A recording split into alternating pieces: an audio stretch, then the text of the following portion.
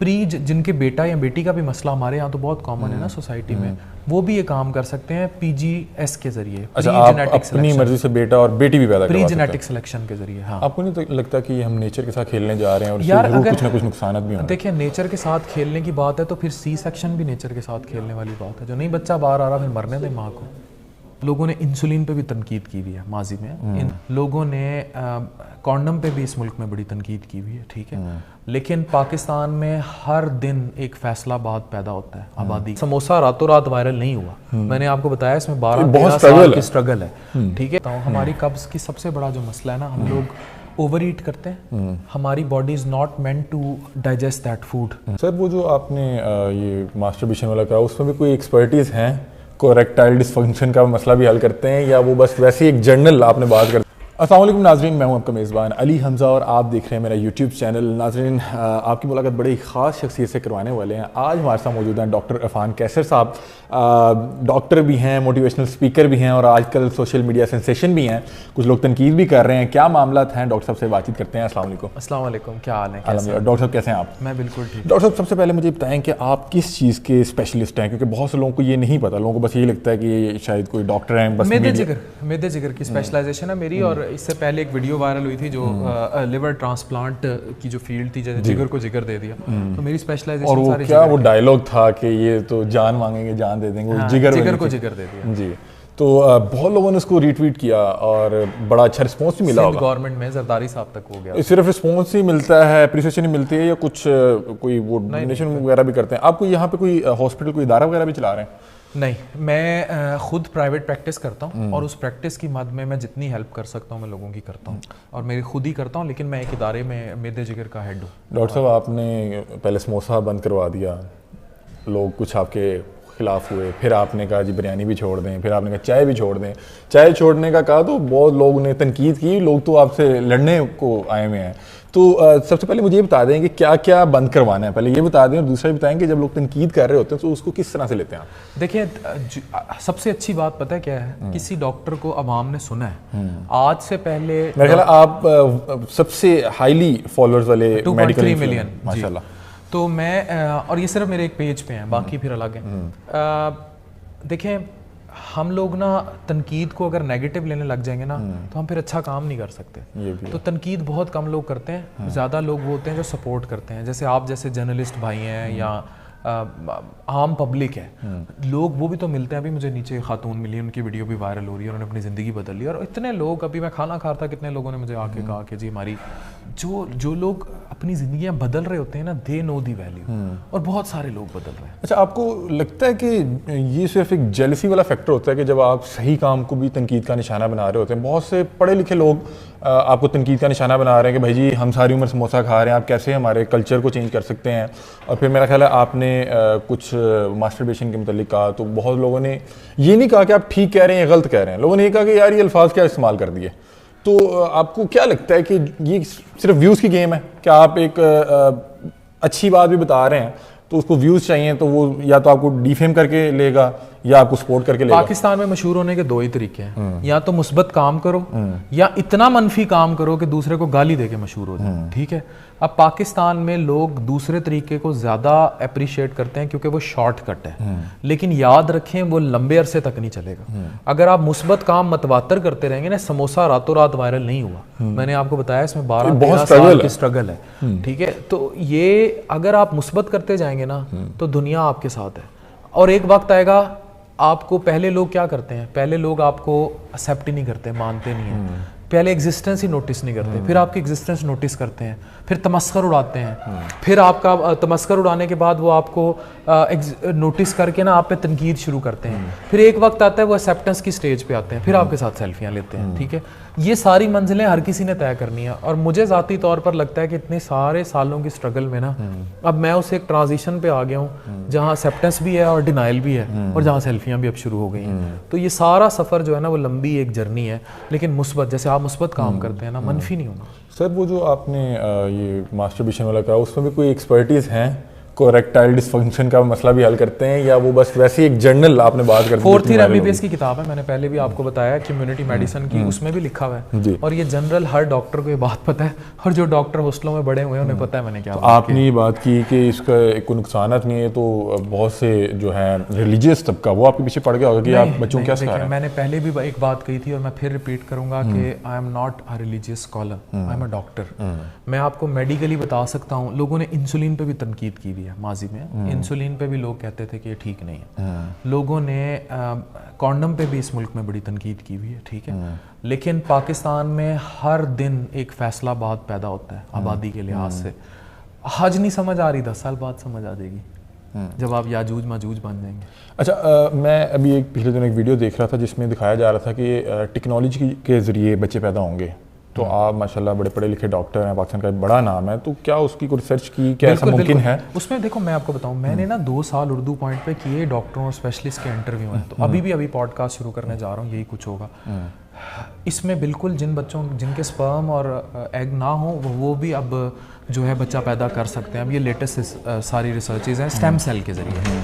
इसके अलावा भी जो अब है ना कुछ तरीके हैं, स्पर्म सॉर्टिंग है, जिनके बेटा या बेटी का भी मसला हमारे यहाँ तो बहुत कॉमन है ना सोसाइटी में, वो भी ये काम कर सकते हैं PGS के ज़रिए। अच्छा, आप अपनी मर्जी से बेटा और बेटी भी पैदा करवा सकते हैं? प्री जेनेटिक सिलेक्शन के ज़रिए, हाँ। आपको नहीं तो लगता कि हम नेचर के साथ खेलने जा रहे हैं और इससे कुछ ना कुछ नुकसान भी होंगे? देखिए, नेचर के साथ खेलने की बात है तो फिर C सेक्शन भी नेचर के साथ खेलने वाली बात है। जो नहीं बच्चा बाहर आ रहा फिर मरने दें माँ को, ठीक है। मैंने आपको फिर कहा आई एम अ डॉक्टर, मैं रिलीजियस किसी पहलू पे कोई कमेंट नहीं करूँगा, लेकिन अगर किसी का घर तबाह बर्बाद हो रहा है और PGS कोई अननेचुरल मेथड नहीं है, ये इंडिया में बहुत कॉमन है। इवन इंडिया में तो सरोगेसी आम हो रही है। सरोगेसी ये होती है कि आप वॉर्म और वो मिला के किसी और की यूट्रस यूज़ कर लें, मतलब कि आप इनके स्पर्म्स लेके किसी और के यूट्रस में? नहीं, स्पर्म और एग माँ और बच्चे का हो और उसको इम्प्लांट किसी और यूट्रस में, ये बिल्कुल रज़ाई माँ वाला कॉन्सेप्ट है। जैसे आप मतलब रज़ाई माँ के तौर पर दूध ले लेते हैं, इसी तरह आप उस यूट्रस को इस्तेमाल करते हैं। अच्छा डॉक्टर साहब, ये जो आप अपने पेशेंट्स के साथ वीडियो करते हैं, ये उनकी इजाज़त से करते हैं? 200%। कभी कोई प्रॉब्लम बना हो उनके रिश्तेदारों की तरफ से? नो, क्यों?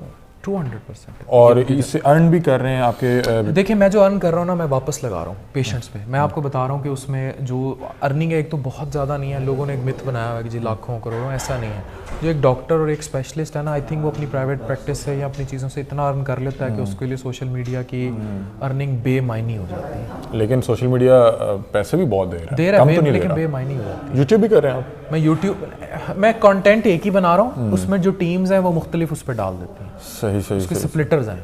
अच्छा डॉक्टर, आपने जिगर तो ट्रांसप्लांट किया, इसके अलावा भी कुछ और भी? आप मैदे से रिलेटेड भी? मैं हूँ ही मैदे जिगर का स्पेशलिस्ट, मैं सर्जन नहीं हूँ। मैं लोगों को बार बार ये बताता हूँ। मेरे दोस्त तो फिर वो आपके क्रेडिट में कैसे? ट्रांसप्लांट हेपेटोलॉजिस्ट हूँ, ट्रांसप्लांट फिजिशियन है। हम ये डील करते हैं। देखें, ट्रांसप्लांट हेपेटोलॉजी दुनिया में एक बड़ी रिकॉग्नाइज फील्ड है, और लिवर ट्रांसप्लांट से पहले और बाद में ट्रांसप्लांट हेपेटोलॉजिस्ट का रोल आता है। जो फिजिशियन ये डिसाइड करता है किसका ट्रांसप्लांट होगा, किसका नहीं होगा। मैच वैच भी होता है उसमें? बिल्कुल, वो सारी आपने करनी होती है। मतलब अब एक पेशेंट का सिर्फ जिगर सुकड़ा है, वो बैठा नहीं है। आप सर्जन के पास अगर एक डॉक्टर भेज देगा, आम डॉक्टर भेज देते हैं ट्रांसप्लांट सर्जन को, खल्ले मारेगा कि भाई अभी चल रहा है। ये ट्रांसप्लांट हेपेटोलॉजिस्ट जब भेजता है, देन दे नो कि this patient needs liver transplant. अच्छा, ये जो करते हैं ट्रांसप्लांट करते हैं, ये क्या कोई डोनर होता है या ये ऑर्गन खरीदा होता है कहीं ना कहीं? नहीं, ये डोनर होता है। ऑर्गन के खरीदो फरोख्त भी होता है पाकिस्तान में नहीं होता। 18 से 40 साल उम्र हो और डोनर रिश्तेदार होना चाहिए, और ब्लड ग्रुप मैच होना चाहिए, लीन थीन होनी चाहिए, जिगर पे चर्बी नहीं होनी चाहिए, वो जिगर अतिया कर सकते हैं। ये जो बहुत से लोग पूरे पाकिस्तान की जिगर और मैदे की गर्मी दूर करने पे लगे हुए हैं और पता नहीं क्या क्या खिला पिला देते हैं, तो वो क्या है? बहुत से अताई बैठे हुए हैं, वो क्या कर रहे हैं हमारे साथ जुल्म क्या कर रहे हैं? क्योंकि आप बेहतर जान सकते हैं। ये जो बहुत से लोगों को स्टीरॉइड्स दे देते हैं, कोई बीमारी मतलब आप कोई भी मसला लेके आपको स्टीरॉइड यूज़ करा देंगे, आपको पता भी नहीं होगा कि इसने मेरे साथ किया क्या है। तो जो ये अताई आपकी जिगर और मैदे की गर्मी दूर कर रहे हैं, ये कर क्या रहे हैं हमारे साथ? देखिए, इसमें जो पढ़े लिखे हकीम है ना, वो लोग मेडिकली भी पॉइंटेड हैं, वो गलत काम नहीं कर रहे। लेकिन वो लोग जो इसका मिसयूज़ कर रहे हैं ना, वो स्टीरॉइड्स या गंदी चीज़ें देते हैं, उससे मैदा तो उड़ता ही उड़ता है, उससे जिगर को ड्रग इंड्यूस लिवर इंजरी और गुर्दे को नेफ्रोटॉक्सिसिटी बहुत ज़्यादा हो जाती है। ये आपकी पर्सनल लाइफ को भी इफेक्ट करता है? ये जो आपकी मार देता है, अज़दवाजी ज़िंदगी होती है, मार देता है। मतलब कि आप अज़दवाजी तो बहुत बाद में है ना, इट विल किल यू।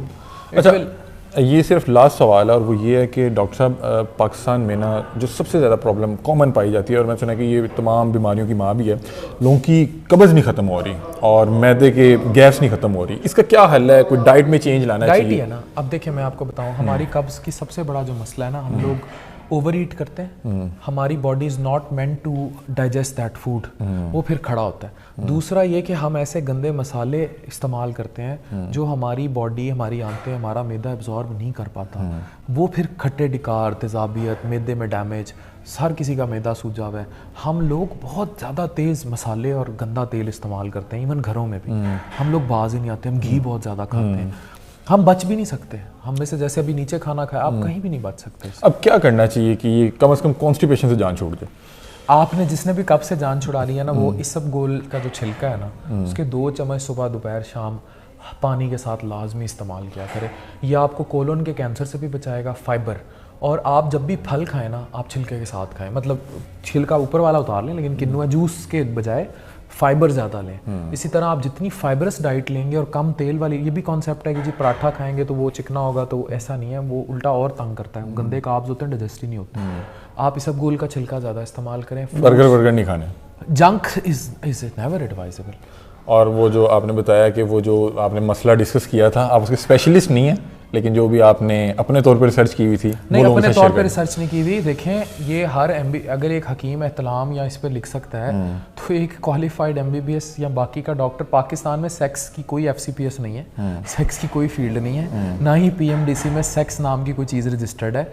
ये हकीमों ने लिखा होता है कि सारे गारंटी शुदा, सारे नहीं, और सारे नहीं लिखते, सारे ऐसे नहीं करते, चूरन बेचा जाता है। आप कहते हैं कि ये प्रॉब्लम एग्जिस्ट ही नहीं करता, तो डायबिटिक्स में बहुत से लोग ये मसला लेके फिर रहे हैं। Sex is from in the brain ना, सेक्स इज नॉट फ्रॉम जहाँ से हम समझते हैं। अच्छा, सेक्स आप खुद सोचें, आपने अगर इवन डिलेड इजैकुलेशन करनी हो, आप रिलीज नहीं करना चाह रहे, तो आप अपना माइंड डाइवर्ट कर दें। Sex is never from the side you think. आपको लगता है कि मसला यहाँ आ रहा है कि हम अपने बच्चों को ठीक बात बता ही नहीं पा रहे, और वो फिर 15 बच्चे पैदा कर लेंगे लेकिन तरबियत नहीं करेंगे?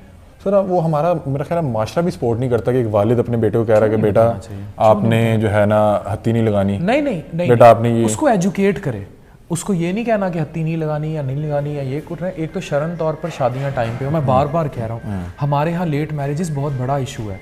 ये हत्ती उत्ती वाली बात तक सिर्फ महदूद नहीं है, वो इसको एजुकेट कर दे कि कोई आपके प्राइवेट ऑर्गन्स नहीं छेड़ सकता, वो आपके प्राइवेट पार्ट्स को टच नहीं कर सकता, कब आपने जो है अपनी जो है बाल साफ करने हैं। और शरण शादियाँ जो अर्ली मैरिजेस है ना, उनको आम किया जाए। अगर आप उनको आम नहीं करेंगे तब ये प्रॉब्लम होगा। अच्छा, आप बहुत दुनिया घूमे, तो जो दूसरे वेस्टर्न कंट्रीज हैं वो इस एजुकेशन को किस तरह से अपने बच्चों तक पहुंचाते हैं? क्या कोई स्कूल कॉलेज की कोई स्कूल्स उसमें क्या बताया जाता है?